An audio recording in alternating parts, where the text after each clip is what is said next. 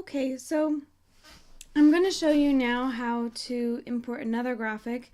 I went ahead and I got a magnifying glass, and I've selected two layers because I cut out the center. And move this into here. And so you can see that layer 7 is the magnifying glass, layer 6 is the rim itself. And I want to be able to link these two, so if I move one, I move the other. So if I hold shift and I click on the other layer, I can go to the bottom of the layers palette to where it has the link. Click on that, and now these two are linked. So if I just click on layer 6 and move it, it moves layer 7 with it. And I'm going to Command T, rotate this. And I want to enlarge this just a little bit more. And rotate just a little bit more. Press return, and there I go.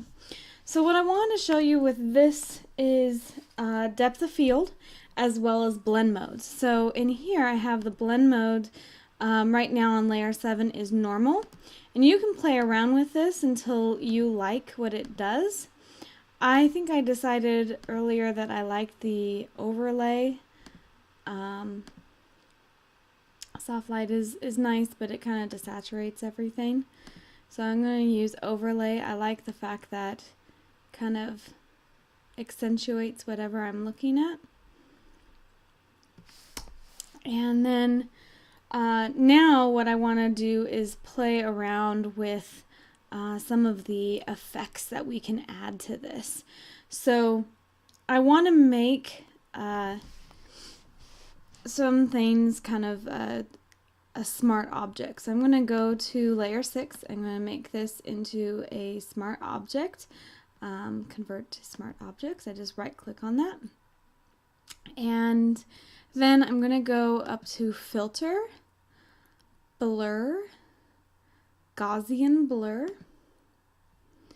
And I'm doing this because I want to be focused on the chair and the couch, not the magnifying glass. I want that to be the out of focus part.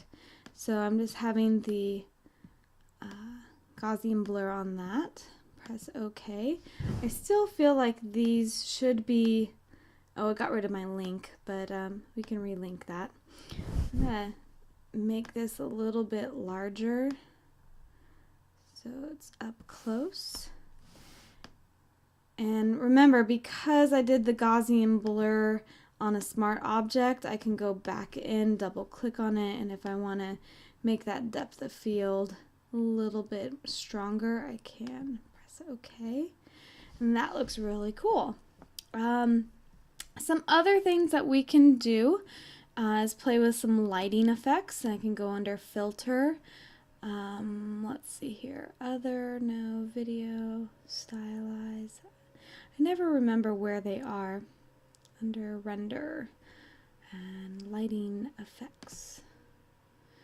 And with lighting effects, I can add a spotlight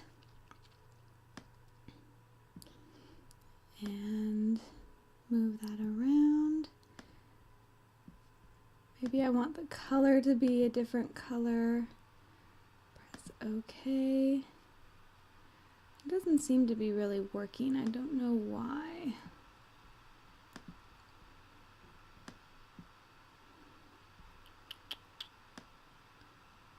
Oh, there it is. It's only working on the one layer. Okay, so that's why. So I'm going to go back to escape. So I get out of that, and I'm not going to have the lighting effects on that. I think what's going to be best is if I play around with an empty layer. I don't believe that you can add a lighting effect to an empty layer because there's nothing to add it to. Right. So what you need to do is go Edit, Fill, and we're going to change this to a 50% gray and press OK. And now this layer, this empty layer, is now 50% gray. and we're going to change it to vivid light. So it changes the opacity, or not the opacity, but I can still see through it. And now let's try going filter.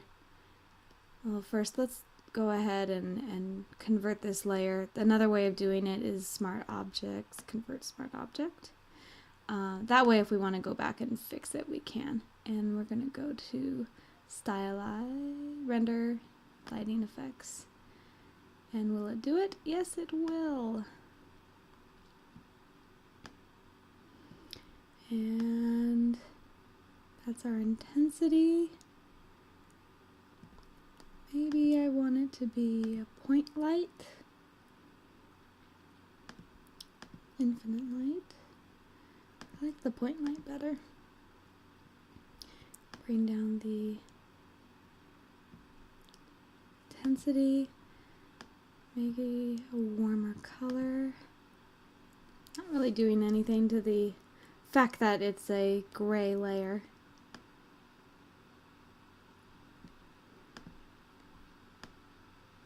Oh, there's the warm light that I wanted. Press OK. And I'm good. Press return. And that vivid light is very vivid. So let's start playing around with our blend modes. That soft light is nice. Overlay, screen, multiply.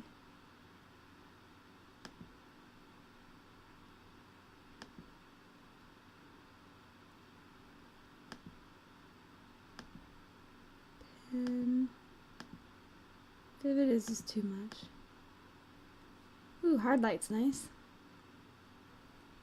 But the intensity is a little bit too much, so I can double click, bring down the intensity of that and maybe the exposure.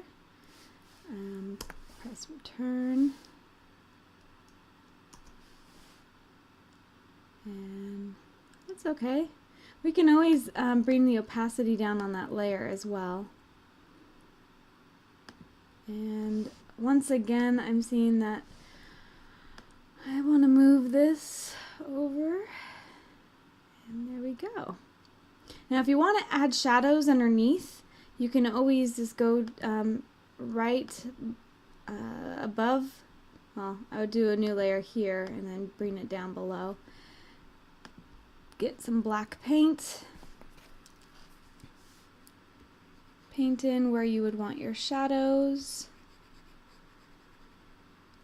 It's a very hard edge brush, so maybe you want to get like a soft edge brush. You can bring the opacity down on that layer. And if it's still too harsh of an edge, remember you can select that layer, command and then that thing, go select, and let's modify this edge. Let's feather it out. So go feather. And then let's feather it by 20 pixels, press OK, and we want to select the inverse because we want to delete everything but the shadow, and delete that a couple times, and there you go, you got a little shadow there. Maybe we want to add a little bit more and bring up the opacity.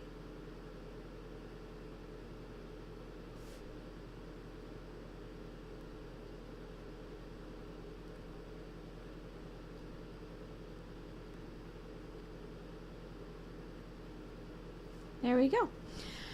And then you can put your credits at the bottom and then your title at the top. I mean, this makes for a really good, quick way of making a movie poster.